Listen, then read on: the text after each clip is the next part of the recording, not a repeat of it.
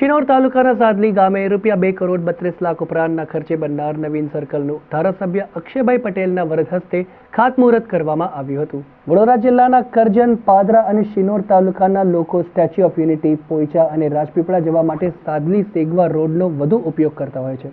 જેને લઈને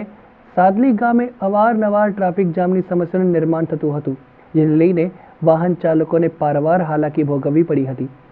જેથી ટ્રાફિક જામની સમસ્યાનું કાયમી નિવારણ આવે તે માટે સાદલી ગામે સર્કલ બનાવવાની માંગ ઉઠવા પામી હતી। જે બાદ ગુજરાત સરકારના માર્ગ મકાન વિભાગ દ્વારા ₹2 કરોડ 32 લાખ ઉપરાંતના ખર્ચે સાદલી ગામે બનનાર નવીન જંકશન અને તેમજ લાઇટિંગ માટે એરિયલ માસ્ક ફિટ કરવાની કામગીરી માટે વહીવટી મંજૂરી આપવામાં આવી હતી। જે અંતર્ગત આજરોજ શિનોર તાલુકાના સાદલી ગામે ધારાસભ્ય અક્ષય પટેલના વરદ હસ્તે નવીન બનનાર જંકશન સર્કલના કામનું ધાર્મિક વિધિ સાથે ખાતમુહૂર્ત કરવામાં આવ્યું હતું।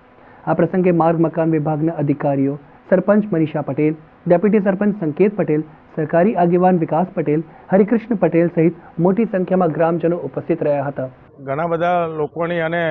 પબ્લિકની માગણી હતી કે ભાઈ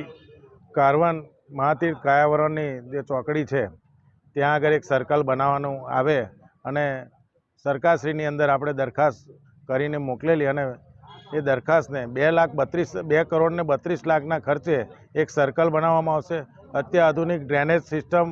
અહીં ત્રણેય બાજુ લગાવી અને એની ઉપર ડોમર કામ તેમજ હાઈમાસ્ટ ટાવર લગાડી અને પોઈચાને જોડતું, સ્ટેચ્યુ ઓફ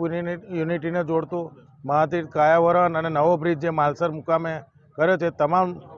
રસ્તાઓને જોડતી આ ચોકડી ઉપર તમામ સુવિધાવાળું એક સર્કલ બનાવી અને લોકોની અવર જવર માટે